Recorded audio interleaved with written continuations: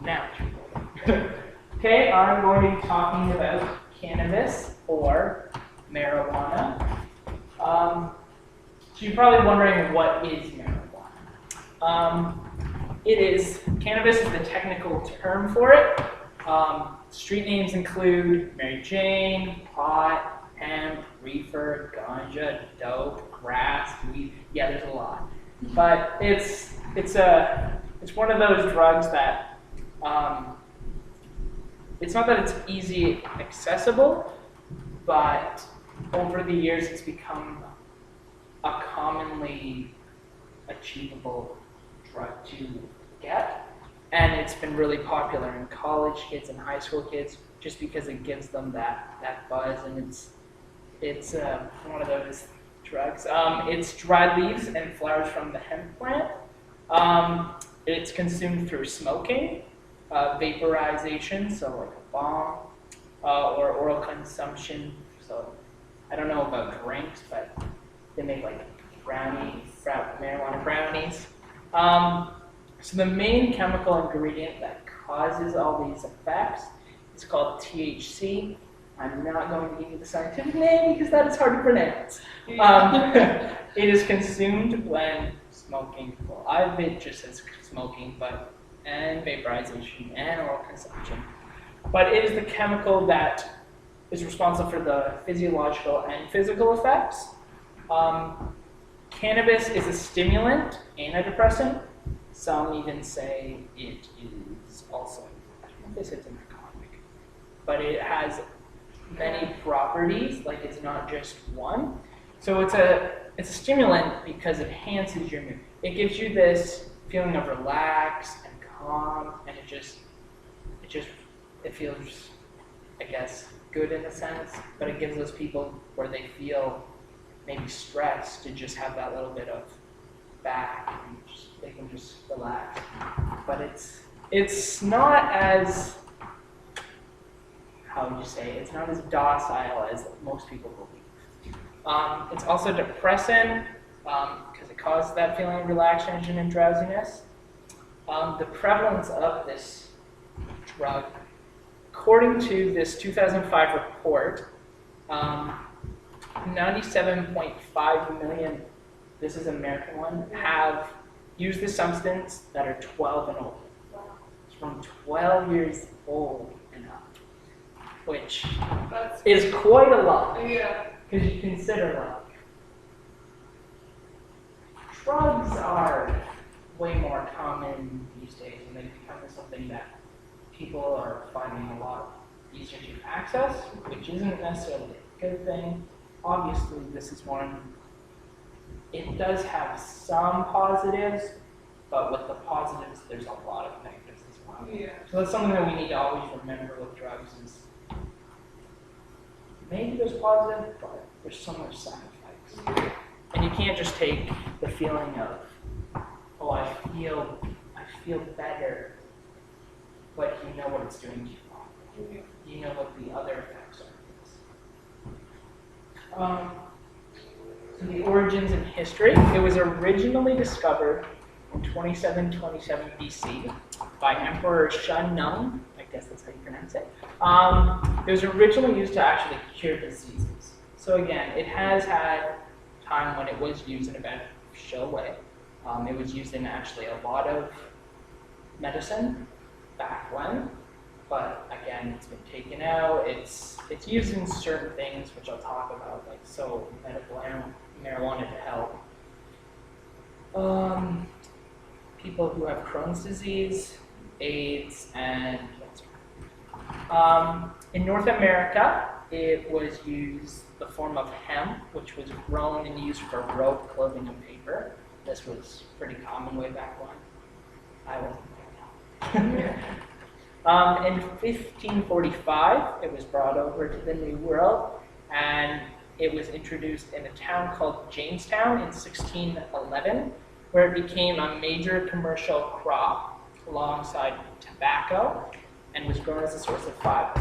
So just like cigarettes, it's been around for a long time, and it's had its past, but one of the things that's really major about this drug is it's said to be a gateway drug to more of the major ones like coke, heroin, because it gives you that initial buzz, but over time, you can still get that same buzz, but you're like, oh, this one made me feel good.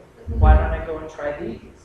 Without thinking, well, that's probably not the greatest idea, because even this one is really serious and not suggesting. Yeah. Like, I can understand if it was like a medically given to you, then yeah, it's probably There was a purpose. yeah, and then maybe, but try and stay away from it. I didn't realize it was actually so old, like Yeah. 27, like before Christ. Like that's crazy. Yeah.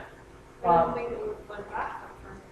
In the 1960s, it was used a lot by college students. It's still pretty common, and hippies, and became like this symbol of against authority, like we're standing up against the man, and it was like if I smoke this, I'm saying I don't follow your rules, and it was kind of more of a propaganda which means like and so you know when you watch like ads and it tells you, oh, here, try this. It's not kind of like that. Gets people to think that they should do what it's saying.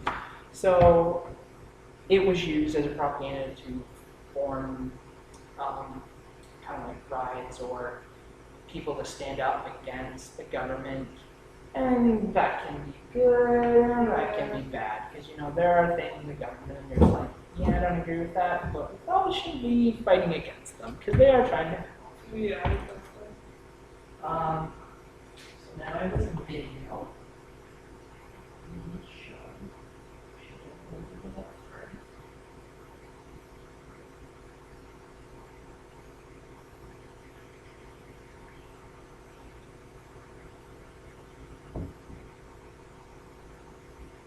So this video talks about the effects that marijuana actually has on your brain.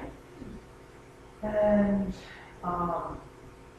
yeah, it just says about some of the like major things that it causes, some of the side effects. I'll give you that more basis on what it actually is doing, and more directly to your guys.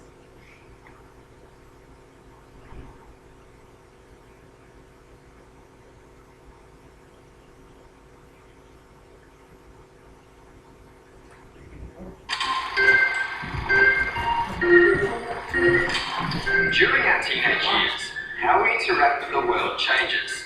We seek out new interests and experiences, take more risks, and spend more time with our friends and less with our family. These behaviours have developed through evolution to make sure we push ourselves so that we learn to become independent from our parents. By putting ourselves in new and challenging situations, different parts of our brain learn to work together, forming brain circuits that can communicate with each other rapidly to help us respond in different ways. Ensuring that our brain is wired in the right way during the teenage years with strong and healthy brain circuits is critical to our future and how we get the most out of life. Three of the most important circuits that are developing during this period are those involved in learning and memory, motivation, and mood.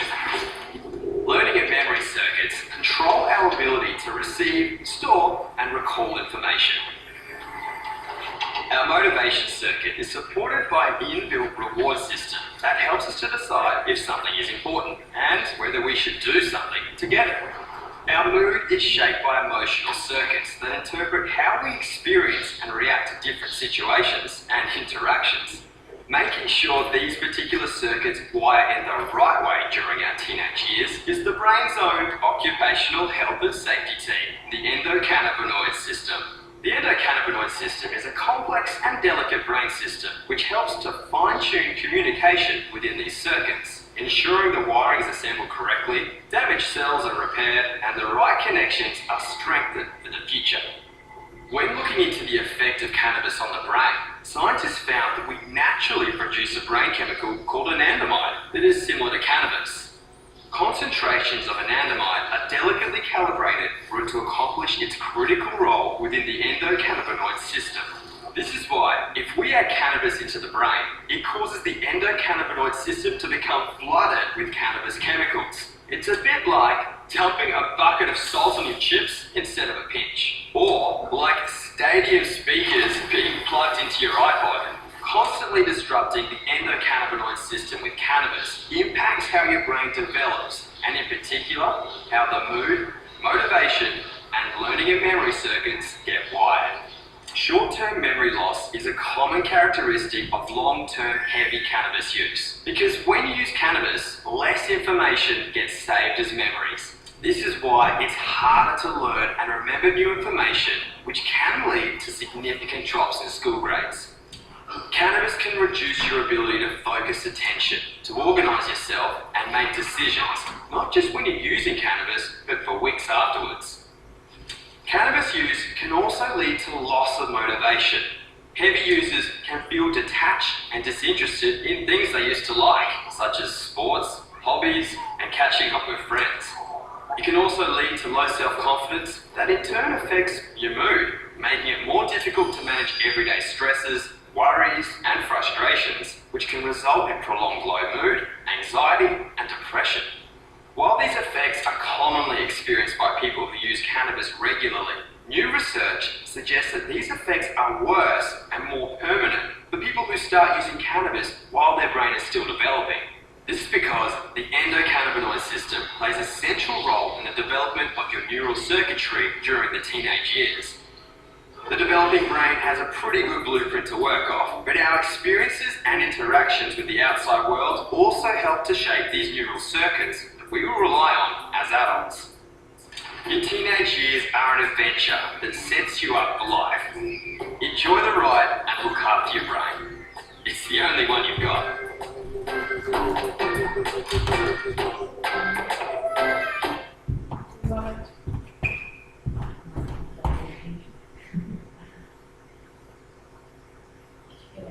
So, I know there's a lot of information in that video, so we're going to talk about some things.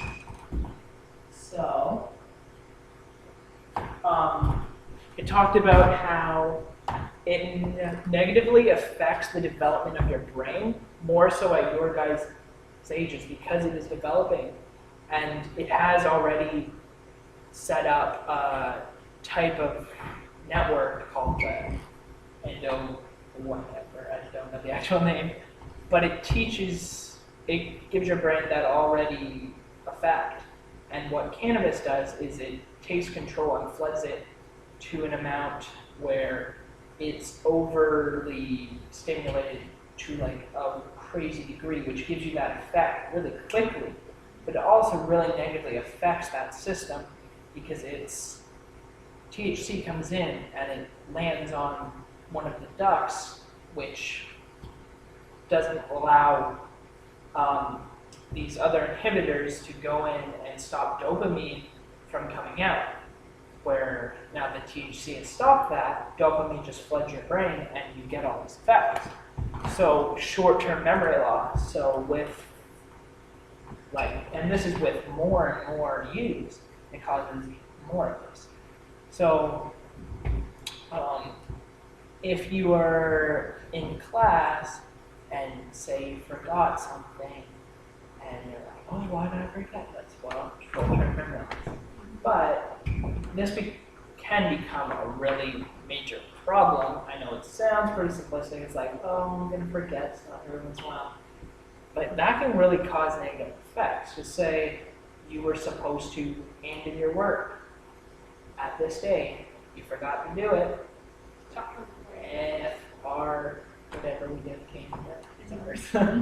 But and it's harder to learn, so your grades go down because your brain has been affected so much that it can't really keep everything up here so much. So short-term memory loss kind of is affected too because it's affecting that memory duct of the brain, causing it to be reduced in its actual actions.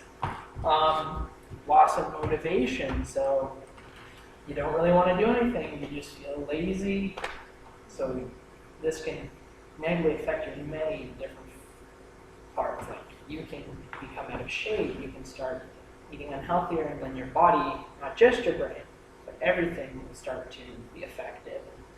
Low self-confidence. A lot of people are like, get into marijuana because peer influence. So my friend's doing it, so maybe I should.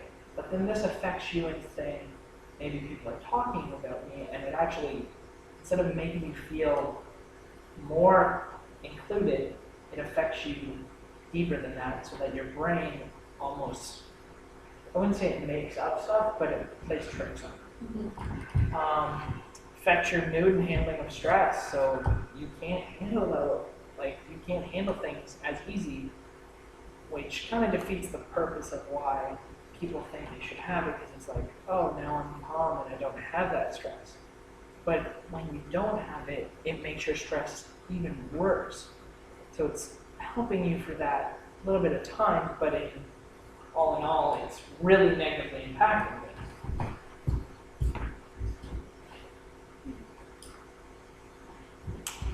This is I've already discussed this a little bit, but basically, THC passes from the lungs into the bloodstream, which carries the chemical to the brain, and it lands on a specific receptor called cannabinoid, and these stop these inhibitors from coming out and stopping dopamine from filling the synapses. I know those sound like big words, but basically it's like you have, let's say, a road, and you have the lights. These are the inhibitors can't come in to stop it from being green. So all the cars come in at once and just fill up your brain. So, and I also have stated it's like two puzzle pieces. The THC lands on the inhibitor, and it fits just like anandamide, which is something that THC tends to be. So yeah, it fills the synapses with dopamine, which causes the effects of marijuana. So, but as we've already talked about, there are a lot of negatives to it. So here's some of the physical and physiological signs of use. So it affects you within seconds. It's one of those drugs that is just like, bam. It has its peak of all the feelings 10 minutes into it, and it can last for 2 to 3 days, and THC can actually stay in your system for several days. So it still can impact you time after that, which you don't really want because it's not the greatest thing to be going through life with. How to tell if somebody is on this, or to see the signs if somebody may be on this or using it. They say they get really hungry, which people refer to as the munchies. Shallow breath, the heart increases in beat, you feel dizzy, bloodshot eyes, you find things more funny, and you feel really calm and relaxed. So they might be that person who's just really in the back corner and is just not saying much, and you're just like, well, what's going on? Because they're the person that's always really chatting. And you're like, what's going on? And they're like, but I know this is like, I'm trying to bring humor into this and make it not a big deal, but it really is. Yeah. And I'm going to get into some of the stuff of why it's actually a big deal. So here are some signs of withdrawal. So once you become addicted, just because it's a drug that's not major, well, it is, and you can become addicted, and it can cause very negative things. So some physiological symptoms of having, of withdrawal are like cravings, you become more irritable, you have anxiety, you can't sleep, you just feel overly horrible. So that feeling of that you've gone from that's made you just feel so good, it's just gone. Physical symptoms, abdominal pain, sweating, you shake, you have a fever, you get the chills, headaches. And so here now we're going to talk about the dangerous effects of using marijuana. So you get rapid heartbeat, and some people have actually, after taking this, their heartbeat increases to such an amount because it's just not used to this, that people have had heart attacks after smoking weed. It causes disorientation, lack of physical coordination, so you become more wobbly, so it's easier to fall and get hurt, but you don't feel that pain because you're on this high. Yeah. So it's easier to actually physically injure yourself really badly because you don't notice it and you just keep going. So if you broke your leg, you'll just keep going. You might feel it a little bit, but not as much as if you didn't have this high. Some people suffer panic attacks. They might see stuff and just overly freak out, and this can cause many bad things. It's actually, if your genetics have a schizophrenia in your past, it's more likely to bring this, to cause this mental illness. So it's more likely to bring on something that you don't really want to have to deal with. You can avoid it. But also because of, Pardon? and also because of Yeah. Wow. If you are a long-time smoker, it can you're actually more likely to suffer from bronchitis. It really irritates your tract. It affects sperm cells, deforming them. It can actually make men stale for temporary time. It also upsets the woman's menstrual cycle. And it talks about how studies show that mental functions of people who have smoked a lot of marijuana tend to be diminished. The THC in cannabis disrupts nerve cells in the brain, affecting them. So as we talk about short memory, there may be it even affecting you in the long run. Because there still needs to be a lot of tests on this drug, because a lot of people are thinking, oh, there's no precautions to this. There is, but we just have not seen them. And we'll start, Caitlin. I think it'll really change how people see it. So some more. It is, as I've already stated, it's more commonly used. So the more you use it, the more likely the risk of actually having a psychotic episode or bringing on those mental illnesses in your brain. It affects your social life, it affects your work, career, and your cognitive ability. So your actual ability to move around, function, all that is negatively affected. Overdosing. So signs of overdose on marijuana include becoming like completely unresponsive. So it would be that person who's just, you're like trying to talk to them, they're just nothing. And this is something you gotta watch out for, because you guys are getting close to that age where you're going to be in high school, and I'd love to say that this isn't gonna be something you're gonna see, but it is gonna be something you're gonna see. And you might be peer influenced to try it. I suggest not, but I know peer influence can really affect you a lot. You gotta stay strong, because there's so many negatives to this, and I know a lot of people are like, no, it's not a big deal, but it is. So I'm going to talk a bit about how it affects actually someone while they're pregnant. I know this doesn't really apply to you guys, but it's just something to think about. So when you get older and you have a wife, try and avoid them from smoking or doing any drugs, because it all has negative precautions. So it causes babies to have a lower birth weight, delayed breathing. So when they've actually come out of the placenta, they don't breathe right away like they do. Usually they take off that stuff from the mouth, and then there's that breathing. Well, this almost stops it for a little while.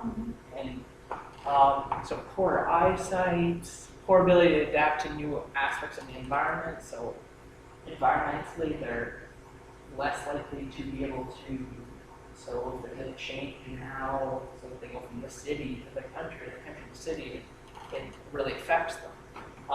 It can cause a hole in their heart, actually, which from person, like I'm not actually at home, but I know someone who does, and it's something that can really cause a lot of problems for you in the future because your heart is really negatively affected by this. Greater risk of developing asthma, chest infections, everything to do with that, do with your breathing tract, because it is negatively affected, because it goes in from the umbilical cord into the baby as well. And problems with child development after. So it can affect your child's development as well. So some risk factors. So some of the things that are negative about this. So we've talked about some. And these, we're also going to talk about the protective factors, so the good things. As I've said really early in the presentation, there's positives and there's negatives. And here's where I'm going to show how much positive and negative difference there is. So for positives, there's medical uses used to help with nausea, weight loss during chemotherapy, AIDS, and Crohn's disease, and it helps you to feel relaxed and calm. But all the negatives, anxiety, paranoia, panic reactions, short-term memory loss, inflammatory changes, wheezing, shortness of breath. What else did we talk about? We talked about it affects your cognitive actual presence, and it affects all these different places. Is it really worth feeling relaxed and calm? No, I don't think so. So here's some treatments. These ones are more behavioral, I guess, treatments. So motivational enhancement therapy. So it lessens the resistance of a person who abuses marijuana, so it makes them want to abstain from actually using it. It's designed to motivate them to change. So it's designed to make you not want to be doing this anymore. There's also continency management, which you get vouchers actually for having positive, negative tests for marijuana in your system, and then they can go and get stuff for them. So it's kind of like the incentive program that we have here, where you guys don't get tics, you get a gift card. They don't get positive tests for marijuana, they get stuff as well. And actually, if you guys know anybody who's dealing with marijuana addiction, or in the future you guys feel that you know someone or you're dealing with this, there's a helpline that I have written right here. It's also on the handout that I've given out, stating a place where you can call, and they're 24/7, always there, kind of like Kids Helpline, but this is for people who are addicted to marijuana, and they can help you find treatment, help you to start to find places where you can go and talk to about figuring out what you can do. So, and then for this, we're going to do a match game, but I'm going to kind of make it more of a discussion because I think that would really help you guys. So I actually put in this, so I'm going to just ask you a couple things that I would have put on the game, but I feel maybe through a discussion we can come to better conclusions and just learn a little bit more, because I know it's kind of hard to learn when somebody's just up here being like, and this is why, I'm talking. And it doesn't all fit in your brain, because some people are kinesthetic learners where they learn from doing, or some people can be auditory listeners where they actually can learn from hearing. So this is where I'm going to let you guys also be able to ask questions for me. I'll try my best to tell you as much as I can, and we can just kind of learn together. So, are you surprised about everything you have learned today? What surprises you? That was so cool. So That it dated back as far as it did.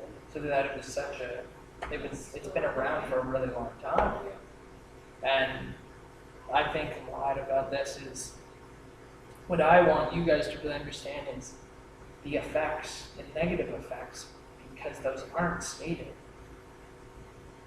With cigarettes, they're stated right on the pack. But with marijuana, because it's not a legal drug, they haven't had to show you what are the side effects. So at least with this, you kind of know what this can cause. So do you think the risk factors are worth the I think it's protective factors. So are the negatives worth what you're getting out of it? So do you think that, like, I guess it's different if I'm not saying if you guys have cancer in the long run of life, which I hope you don't, but if you have that, then I can understand because it relieves you from that pain. But is it really good to use when it's just going to cause more problems right now? So have you ever felt peer pressure to smoke? So I don't know if you guys have had to deal with this yet. This may become something that's going to become more common once you guys are in high school.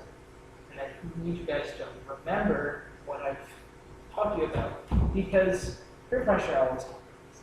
We like to think that we've made strides and reduced it, but it's just like bowling. It's always leading through and still being there. And we need to be able to learn how to say no. So when someone comes up to you and offers you a joint, they offer you some weed, are you going to take it because now that you know all this? Then maybe they're like, oh, it's cool, look at you, be like us, you can be popular. But is it worth it? It may seem like at the time being popular is all that matters, but trust me, in the long run, it's not going to matter. Because once you get out of high school, once you're in college, everybody's on an equal stance. The cliques go away, and you're just people. And it doesn't matter. It doesn't matter if you're popular. And the popular people have a really hard time after, because they're like, but everybody loved me because I did all this stuff. And it's going. Yeah, and you don't get away with that stuff. You don't get away with what you did in high school. What do you think about the dangers? So, like the heart attacks, how it can negatively affect your memory, how it can cause you to have wheezing and affect your trachea and give you bronchitis and all this stuff. Yeah, it is scary, and we don't want anyone to have to go through this. But I'm hoping that the more information you guys learn, so look, from the rest of the placement, you guys are going to come to me and ask me if you've tried this, or you've thought about trying this, or you want to learn more about this and how negative affects, like what more details about them. Sure, I'm going to and I'll do whatever I can. We can sit down in the back and talk about it. Any other questions? Good job, Peter. Thank you for listening. Does everybody want to read the references? Bye.